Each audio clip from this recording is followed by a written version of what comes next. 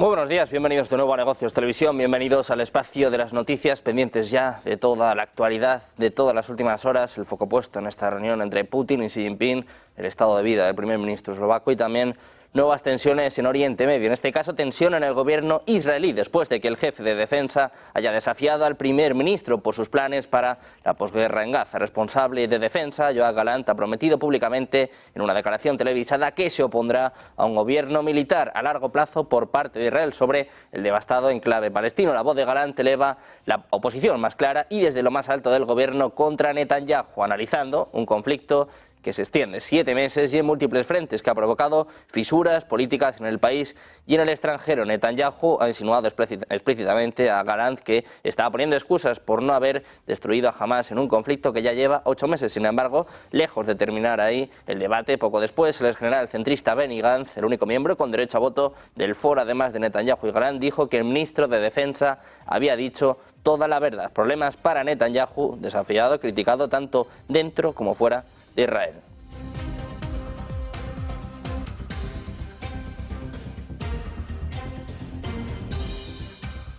Por su parte, el Comando Central de Estados Unidos ha anunciado a primera hora de esta mañana que el muelle temporal destinado a entregar ayuda humanitaria a civiles palestinos ha sido anclado en la playa de Gaza. El muelle, que ha costado cerca de 320 millones de dólares, espera recibir los camiones que transportan ayuda humanitaria en los próximos días. La agencia estadounidense ha escrito en X que las Naciones Unidas recibirán la ayuda y coordinarán su distribución en Gaza. El subcomandante del Comando Central de Estados Unidos, Brad Cooper, ha afirmado que tienen cientos de toneladas de ayuda listas para ser entregadas. A su vez, el CENTCOM ha recalcado que a pesar de los trabajos que han estado realizando en la zona, ningún soldado estadounidense ha pisado la franja de Gaza. Miramos también a Irán, advertencias, amenazas a Occidente, el foco puesto en Europa. Ojo, porque la Guardia Revolucionaria de Irán ha advertido a Reino Unido, Francia y Alemania de que rendirán cuentas por supuestamente haber defendido con aviones a Israel durante el ataque iraní con cientos de misiles y drones del 13 de abril. Dicen que Francia, Alemania y Reino Unido no deben pensar que desplegaron aviones esa noche y que la cuestión está finalizada. Dice, sí, esa noche acabó, pero rendirán cuentas en su momento. Es lo que ha afirmado el comandante de la Fuerza Quds de la Guardia Revolucionaria, Esmail Kahani. Según informa este jueves la televisión Press TV, dice que todos los criminales deben saber que sus acciones y medidas han sido añadidas a sus cuentas. Es lo que precisaba este militar en una ceremonia en memoria de uno de los guardias revolucionarios que murió en el ataque del 1 de abril contra el consulado iraní en Damasco, ataque, como saben, atribuido a Israel. Precisamente el Comando Central de Estados Unidos ha dicho que las fuerzas estadounidenses en el Mar Rojo han destruido 4 drones en el territorio de Yemen. Dijeron que los drones estaban ubicados en un área controlada por los hutíes. CENTCOM agregó que decidió actuar después de determinar que los drones representaban una amenaza. Dice que estas acciones se toman para proteger la libertad de navegación y hacer que las aguas internacionales sean más seguras para los buques estadounidenses de la coalición y mercantes. Es lo que decía el CENTCOM en un comunicado. Mientras tanto, Europa sigue conmocionada. La policía eslovaca ha acusado al sospechoso Juraj Cintula, de 71 años, de intento de asesinato premeditado del primer ministro del país, de Robert Fico, según informan este jueves los medios locales. Según los medios, el sospechoso se enfrenta a una pena de 25 años de prisión. El primer ministro de Eslovaquia se encuentra estable, pero muy grave. Así lo ha confirmado el ministro de Defensa eslovaco, Robert Kalinak, desde el Hospital Universitario F.D. Roosevelt, donde está ingresado Fico. La directora del centro ha declarado que el primer ministro sufrió múltiples heridas y fue operado por 2 equipos durante 5 horas. El atentado tuvo lugar en la ciudad de Handrova, al noroeste de Bratislava, cuando Robert Fico caminaba entre la gente. Según los testigos, oyeron hasta 4 disparos y se vio al primer ministro caer al suelo. Al parecer, habría recibido un tiro en el estómago y otro en el pecho. Sus escoltas lo trasladaron de inmediato al hospital y el presunto agresor fue reducido y detenido por la policía. Eslovaquia sigue en shock después de haber asistido al intento de magnicidio contra su primer ministro. Hasta 5 disparos, apuntaron algunos, recibió este miércoles Robert Fico, que volvía al poder el pasado otoño. El responsable ha sido un hombre de 71 años, un escritor del país que ha declarado que no está de acuerdo con su política. Hace poco, más de 6 meses, volvía al cargo, aunque es la 4ª vez que está al frente del gobierno del país. Con ideas cercanas a Orbán y señalando que iba a cortar la ayuda a Ucrania, este intento ha sido condenado y ha conmocionado a toda la Unión Europea en plena campaña para las elecciones y manifestaciones, además de rechazo y repulsa de países como Francia o España. La presidenta del país decía que no hay ideologías y que atacar a un dirigente político es un ataque contra la democracia. Escuchamos a la presidenta eslovaca, Zuzana Čaputová. Som šokovaná, všetci sme šokovaní z hrozného a zákerného útoku na premiéra Roberta Fica. Stalo sa niečo, vážnosť čoho si zrejme ešte ani nedokážeme uvedomiť, alebo to nedokážeme obsiahnuť. Fyzický útok na predsedu vlády je predovšetkým útok na človeka, ale je to aj útok na demokraciu. Akékoľvek násilie je neakceptovateľné. Nenávistná retorika, ktorej sme v spoločnosti svedkami, vedie k nenávistným činom. Prosím vás, zastavme to. Polícia zadržala páchateľa a keď to bude možné, určite prinesie viac informácií. Dovtedy, prosím, nevynášajme rýchle súdy. A myslíme na to najdôležitejšie, a to je v tejto chvíli jediné. Aby sa Robert Fico čo najskôr zotavil. Ďakujem za pozornosť.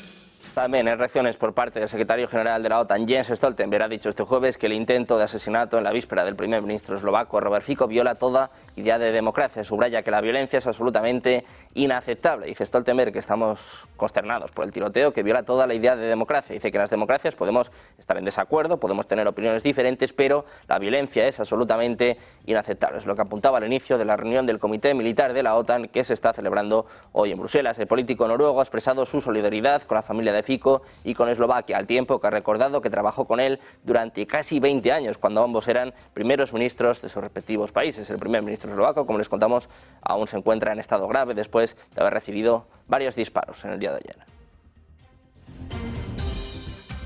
Miramos también al presidente de Estados Unidos, a Joe Biden, candidato demócrata que aspira a renovar el cargo al frente de la Casa Blanca, y al candidato republicano, Donald Trump, que han fijado ya las fechas para celebrar los dos debates en esa carrera electoral. Serán el 27 de junio y el 10 de septiembre. Ayer ambos candidatos aceptaban las propuestas.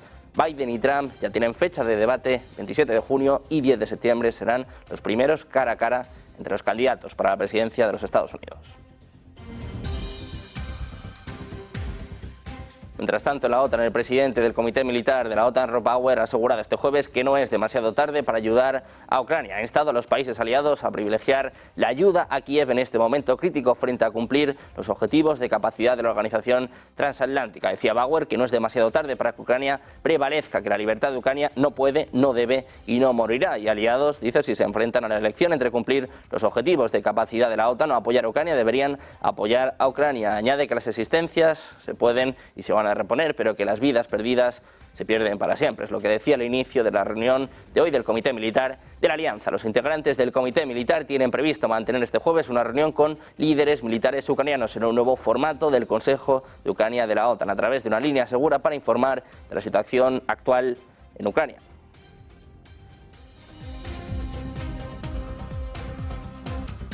Mientras tanto, en Alemania no se fían de su ejército. La mayoría de los alemanes, cerca del 61%, no cree que Rusia vaya a invadir su país en la próxima década, aunque solo el 2% cree que Alemania está bien preparado en caso de que esto suceda. Son datos difundidos por la cadena DW sobre una encuesta de YouGov. Casi 1 de cada 4 alemanes, cerca del 23%, teme que Rusia pueda invadir Alemania en 2030, según añade este sondeo. Un dato que evidencia porque la OTAN afirma que Moscú es la mayor amenaza para Occidente y también cómo calan las amenazas nucleares de Vladimir Putin. Alrededor del 12% de los alemanes, además, cree que las Fuerzas Armadas alemanas están bastante bien preparadas en caso de invasión, mientras que el 39% cree que se encuentran en malas o muy malas condiciones. Los encuestados de mayor edad tenían una visión más pobre del ejército que sus pares más jóvenes, según está informando la cadena DW. Hoy una de las citas del día era la reunión entre el presidente chino Xi Jinping con su homólogo ruso, con Vladimir Putin, donde ambos han destacado que la participación de Pekín en la conferencia de Suiza sobre Ucrania puede dignificarla, pero que no aumentará su eficacia. En este sentido, dice que las conversaciones sobre Ucrania sin la participación rusa no tienen perspectivas, no tienen buenos augurios, añadiendo que los intentos de discutir estas cuestiones sin Rusia son escolasticismo vacío en la conferencia de Suiza. Añaden que no es un intento serio de encontrar una solución pacífica. Ha sido además la primera visita al extranjero de su quinto mandato, del quinto mandato de Vladimir Putin. Visita, como no, a su amigo Xi Jinping, donde el líder chino ha dado la bienvenida al presidente ruso, mientras ambos países buscan reforzar su asociación estratégica. La visita de Estado de 2 días de Putin a China se produce por invitación del líder chino. Ambos han trasladado que los lazos entre ambas naciones siguen siendo fuertes, palabras de respaldo en su nuevo mandato y con la guerra en Ucrania entrando en su 3er año. Dice además el presidente chino Xi Jinping que el principal problema en las grandes partes del mundo es el temor por falta de confianza, que en este mundo hay una mentalidad de guerra fría y de confrontación en la política con el extraño. Escuchamos al propio Xi Jinping diciendo que estamos volviendo a la mentalidad de la guerra fría. In the hotspots of the world, seeking truth and justice, fairness. In today's world, there is still Cold War mentality. Fíjense lo que está diciendo. Dice que vivimos en un mundo con una mentalidad de la guerra fría, donde la confrontación y la política con el extraño está llevando a un refuerzo o una necesidad del refuerzo de la seguridad. Mientras tanto, también en este sentido, el presidente ruso Vladimir Putin está advirtiendo sobre lo mismo, esta mentalidad de guerra fría de la que hablaba Xi Jinping, y dice que ni China ni Rusia representan una amenaza para nadie. En este sentido, el presidente ruso ha destacado durante su reunión con el homólogo chino, con Xi Jinping, este jueves, que las relaciones entre ambos países no van dirigidas contra nadie. Dice Putin que es absolutamente crucial que las relaciones no sean contactos ad hoc y que no estén dirigidas contra nadie. Describe las relaciones entre ambos países como estabilizadoras para el mundo. Sí ha expresado que China aspira a continuar con su tendencia de ser un buen amigo y vecino de confianza de Rusia, y señala que las relaciones entre ambos países han resistido la prueba de la volátil situación internacional. En este sentido, el propio Xi Jinping ha hablado sobre el papel que tiene China en el conflicto en Ucrania. Dice que respetan la soberanía e integridad de todas las naciones, pero también la seguridad de las infraestructuras van a jugar un papel decisivo, constructivo en la guerra en Ucrania. Xi Jinping habla sobre el papel de China en la conferencia de paz y también la situación en Ucrania. Mientras tanto, el ministro de Asuntos Exteriores ruso, Sergei Lavrov, ha destacado este jueves que una iniciativa para una solución pacífica al conflicto en Ucrania propuesta por China suena realista, ya que pone de relieve los principales problemas de la crisis. Dice Lavrov que en este caso la iniciativa es la más realista porque enfatiza la necesidad de abordar las causas profundas y eliminarlas. Añade que todo lo demás es especulación. Dice además Lavrov que nunca le han dicho a los camaradas chinos que corrijan algo en su iniciativa, que propone además iniciar una conversación basada en la parte clave de la iniciativa china, que es comprender las causas fundamentales. Añade que la iniciativa fue uno de los puntos de discusión entre el presidente ruso Vladimir Putin y su homólogo chino Xi Jinping durante su reunión en el día de hoy. Mientras tanto, les contamos que Rusia ha efectuado su mayor conquista de territorio ucraniano en año y medio, apoderándose en una semana de 278 kilómetros cuadrados del este del país, según un análisis realizado este jueves por AFP con datos del Instituto para el Estudio de la Guerra. Entre el 9 y el 15 de mayo, el ejército ruso ha conquistado 257 kilómetros cuadrados en la región de Yarkov, en el noreste de Ucrania, epicentro de la ofensiva rusa, donde Moscú afirma haber tomado varias localidades. Los otros 21 kilómetros cuadrados de los que se ha adueñado las fuerzas rusas han abarcado varios puntos del frente, incluido el pueblo de Robotín, en el sur del país. Se trata de una de las pocas localidades que el ejército de Kiev había logrado recuperar en agosto en el marco de su contraofensiva del verano boreal de 2023. La agencia francesa ha realizado este análisis apoyándose en datos comunicados diariamente por el Instituto para el Estudio de la Guerra, que tiene sede en Estados Unidos y que se basa a su vez en informaciones difundidas por ambos bandos y en el estudio de imágenes satelitales. Mientras tanto, Rusia está advirtiendo que las fuerzas rusas de misiles estratégicos están listas para completar sus tareas. Según la agencia TASS, el comandante de las fuerzas de misiles estratégicos de Rusia, que controlan los misiles balísticos intercontinentales con base en tierra del país, ha afirmado que las unidades están bien entrenadas para completar con éxitos las tareas.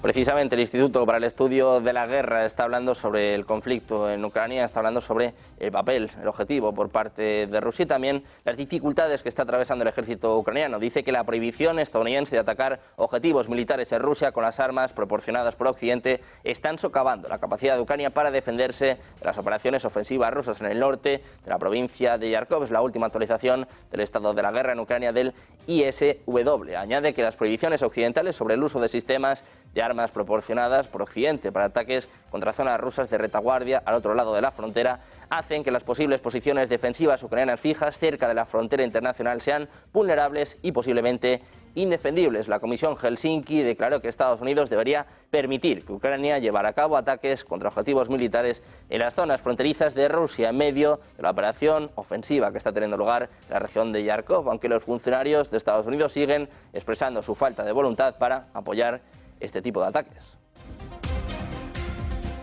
Precisamente hablando de Yarkov, en los últimos minutos, en las últimas horas, se ha desplazado hasta allí el presidente ucraniano Volodymyr Zelensky. Dice que la situación es difícil, pero que también al mismo tiempo está más o menos controlada. Vamos a hacer una pausa, un par de minutos, y enseguida se lo contamos en Negocios Televisión.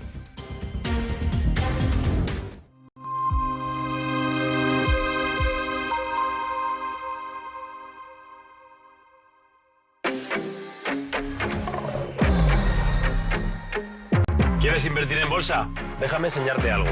Él es Guille, compra acciones de empresas de videojuegos. Y él es Javier, invierte en acciones del mundo del motor. Y ella es... ¿Pero cuál es la comisión? 0 comisión. Abre tu cuenta de cliente totalmente online, invierte en acciones y fondos cotizados sin comisiones hasta 100.000 euros al mes. ¿Y tú? ¿En qué vas a invertir?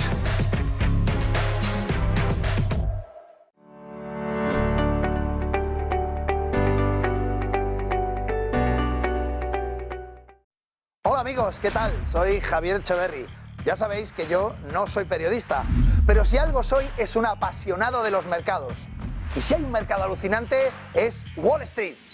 Bienvenidos al nuevo cierre de Wall Street, donde vamos a tener el avance de las claves de José Antonio Bittner. Vamos a tener entrevistas, vídeo consultorio. Vais a ver dónde está el rigor del cierre de Wall Street. De verdad, veníos. ¿Cuántas veces has dicho, aquí hay más de lo que nos están diciendo? ¿Cuántas veces has visto que lo que te están poniendo como fotografía principal para mirar la actualidad está con tonitos oscuros en algún lado que no terminas de descifrar? ¿Cuántas veces miras alrededor y dices, aquí hay más información de la que de verdad nos están dando? Ese es el objetivo de lo que la economía esconde. Un libro para intentar ver todos los detalles, todos los matices, todos los colores, todo lo que está oculto detrás de la fotografía, todo lo que nos dicen pero no nos están diciendo, y todo aquello que necesitas para tener una fotografía global de lo que de verdad quienes mandan están queriendo hacer, pero tú no tienes toda la información para ello.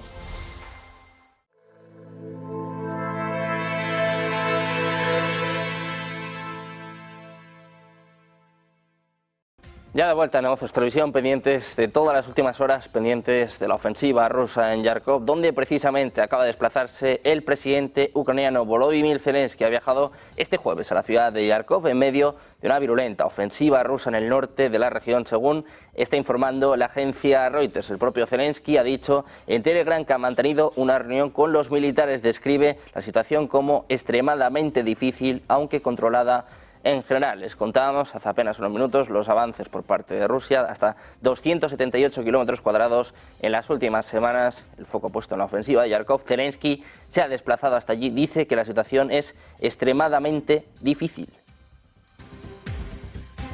Mientras tanto, las fuerzas ucranianas, hablando precisamente de la situación en Yarkov, dicen que están defendiendo la región fronteriza con Rusia y que han logrado estabilizar la situación en ese frente y parar los avances rusos en algunas zonas, a golpear con artillería y drones las concentraciones de tropas enemigas. Así lo ha afirmado hoy el portavoz del Grupo Operativo Estratégico del Ejército Ucraniano, Yortitsia Nazar-Polosi, en una intervención en el Servicio Nacional Televisivo de Noticias. Dice que están destruyendo a los rusos que han entrado en la región de Yarkov por todos los medios, artillería, drones y unidades de infantería. Agregó que esto ha hecho posible estabilizar la situación y parar los avances de los rusos en ciertas zonas y ciertas localidades. Pese a ello, añade el portavoz militar ucraniano que las fuerzas rusas siguen intentando crear condiciones favorables para avanzar más. Según el último parte del Estado Mayor ucraniano, las acciones de las fuerzas rusas en la zona han bajado de intensidad y las fuerzas de Kiev han frustrado los intentos rusos de establecerse dentro de Bochansk, la localidad más importante de la zona fronteriza.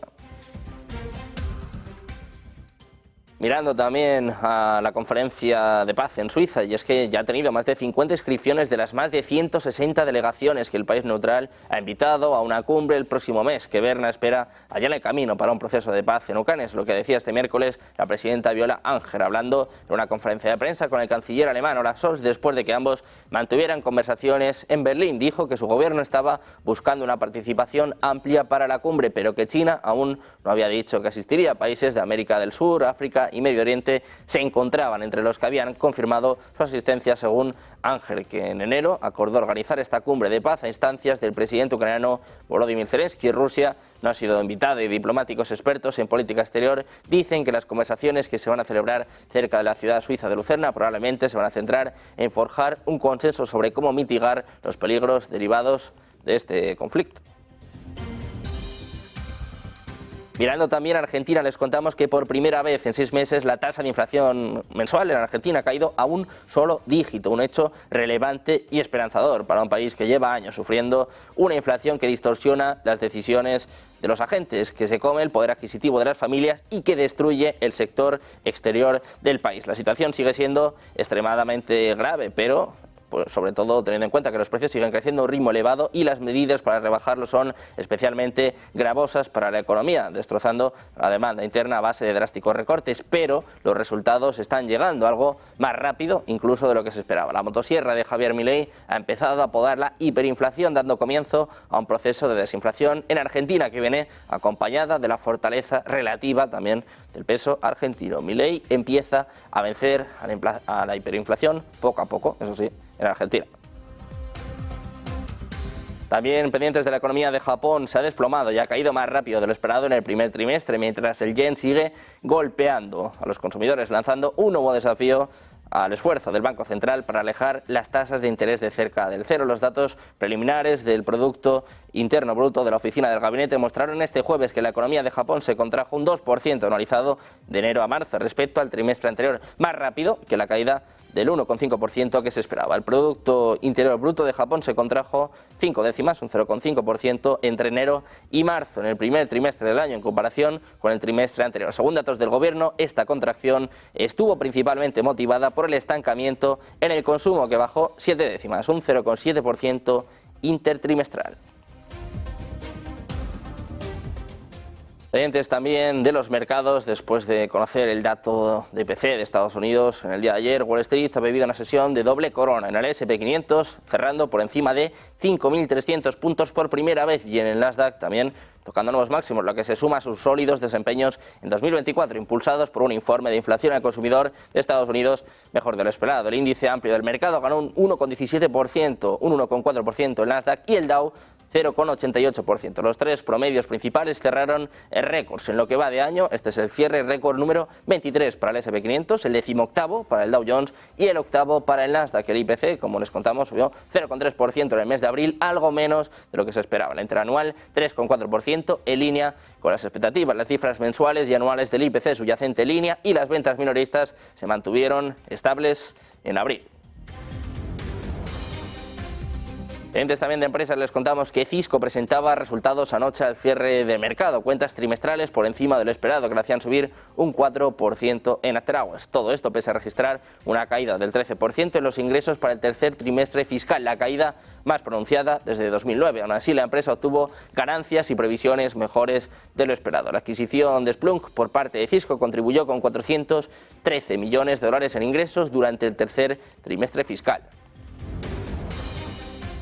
Miramos también a Warren Buffett, ha revelado su apuesta secreta de acciones en una nueva presentación regulatoria. Tras muchas especulaciones que giraban en torno al sector financiero, el conglomerado inversor Berkshire Hathaway ha confirmado que esa acción misteriosa es la aseguradora Chubb, casi 26 millones de acciones de Chubb por una participación valorada en 6.700 millones de dólares, que a finales de marzo se convirtieron en el noveno mayor holding del brazo inversor de Buffett. La aseguradora de propiedades y accidentes se convirtió en el noveno mayor holding de Berkshire a final de marzo. De hecho, ha estado comprando una acción misteriosa durante 3 trimestres consecutivos. A Versailles se le concedió un trato confidencial para mantener precisamente la confidencialidad de los detalles de una o más de sus acciones. Muchos especulaban que la compra podría ser una acción bancaria, ya que la base de costos del conglomerado para las tenencias de acciones de bancos, seguros y finanzas aumentó en 1.400 millones de dólares en el primer trimestre, después de un aumento de 3.590 en la segunda mitad del año pasado, según presentaciones separadas. La última vez que compró de forma confidencial algo fue en 2020